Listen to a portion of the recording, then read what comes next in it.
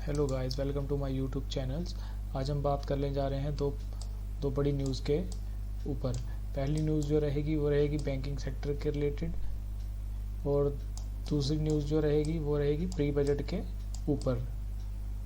और चलिए वीडियो चालू करते हैं कि न्यूज़ जो है वो किस तरह की न्यूज़ है इस अपने पास। पहली न्यूज़ जो है वो है बैंकिंग सेक्टर के ऊपर की। एक बहुत ही बड़ा लास्ट 5 ईयर में 5 साल का अपडेट है, जिसमें 10 लाख का नुकसान हुआ है बैंकिंग सेक्टर में, जिसको हम बोलते हैं एनपीएस और राइट ऑफ। एनपीएस कौन से अकाउंट होते हैं? मान लीजिए ए ने लोन लिया बैंक से और ये किस्तें अपने टाइम से नहीं भरता, ईएमआई जिसे बोलते हैं हम ईएमआईज वगैरह। ईएमआईज अगर 90 दिन तक ये नहीं भरता तो ये बन जाता है एक एनपीए अकाउंट। और एनपीए अकाउंट जो होता है वो डाल देते जाता है कि नॉन प्रॉफिटेबल अकाउंट्स में, कि इनका जो पैसा है वो वापस नहीं आ रहा। और दूसरा होता है राइट ऑफ।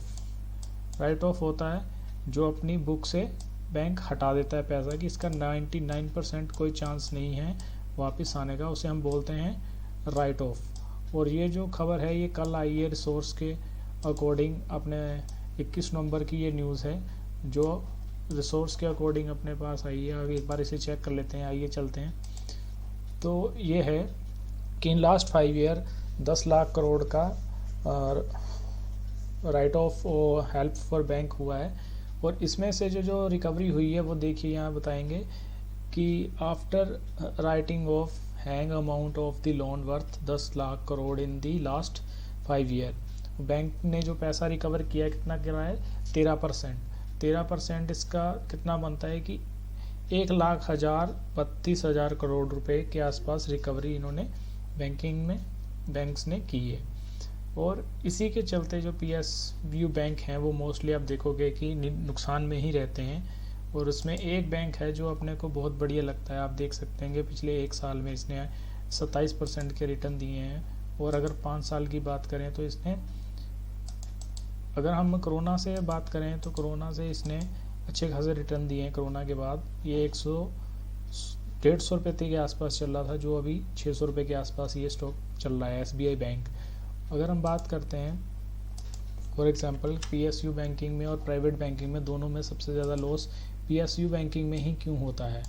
पीएसयू बैंकिंग में मान लीजिए कोई पॉलिटिकल लिंक्स के अकॉर्डिंग किसी कंपनी या पॉलिटिकल पार्टी या फिर किसी ऐसे व्यक्ति को प्रेशर, बैंकिंग के बड़े ओहदे पे जो होते हैं उनको प्रेशर में लेके प्रेशर देके कि हाँ भी इस बंदे को लोन दे दो, तो इस तरीके से लोन दिया जाता है जो कि बाद में एक बड़े एनपीएस में बदल जाते हैं। और एनपीएस बदलने के बाद इनको काफ़ी नुकसान झेलना पड़ता है। ये नहीं है कि प्राइवेट सेक्टर में नुकसान नहीं होता, बट प्राइवेट सेक्टर में नुकसान होता है पर बहुत कम होता है, जिसके चलते आप देख सकते हैं कि बहुत सारे बैंक अच्छा कर रहे हैं। अभी लास्ट जो छोटा सा अपडेट था कि आईसीआई में थोड़ा सा लोन वेव ऑफ हुआ था।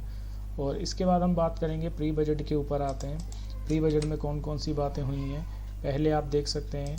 प्री बजट का जो सेशन है वो चालू है। फर्स्ट इसमें बात हुई थी इंफ्रास्ट्रक्चर को लेके, दूसरा हुई थी पीएलआई स्कीम पे, और इस तरीके पे इन पे बात हो रही थी। और चौथा हुई थी अपनी गेमिंग के ऊपर, और टूरिस्ट पे भी इस पे बातचीत हो रही है इस तरीके से। एक बार चेक कर लेते हैं। जो निर्मला सीतारमन जी है वो अपना सेशन में आए थे। आप देख सकते हैं कि Nirmala Sitharaman to begin pre budget consultation today.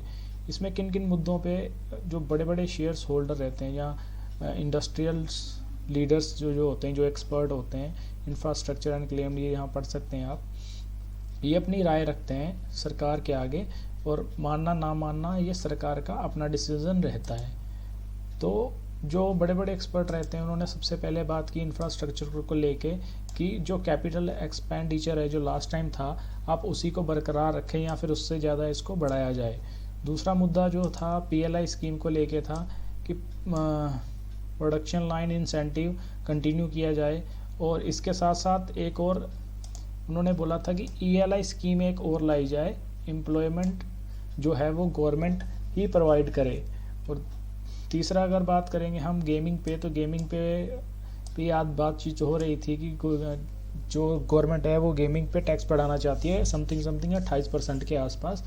पर जो इनके जो सलाहकार थे, लीडर थे, वो यहाँ पहुँचे थे कि उन्होंने कहा था कि इनको भी कुछ इसमें कंसेशन मिलना चाहिए।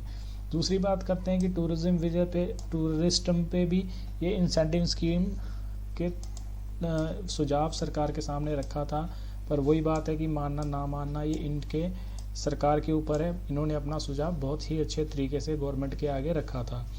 इसी के चलते हम कुछ स्टॉक हैं, जैसे गेमिंग सेक्टर के स्टॉक हैं, उस पर आज देखेंगे किस तरीके का रहता है। डेल्टा कोप आप देख सकते हैं गेमिंग शेयर्स है, जो कि आप देख सकते हैं पिछले एक मंथ में भी बढ़िया चल रहा है। पर अगर इसके ऊपर भी तलवार लटक रही है टैक्स के ऊपर, अगर इन टैक्स इसके ऊपर 28% करा तो हो सकता है ये थोड़ा सा नीचे की तरफ मूव करे, बट ऐसा कुछ लगता नहीं है, क्योंकि ये बहुत ही बढ़िया शेयर हैं, आने वाले टाइम में अच्छा करेंगे। अब देखो कसिनो, ऑनलाइन कसिनो पे और ऑनलाइन गेमिंग पे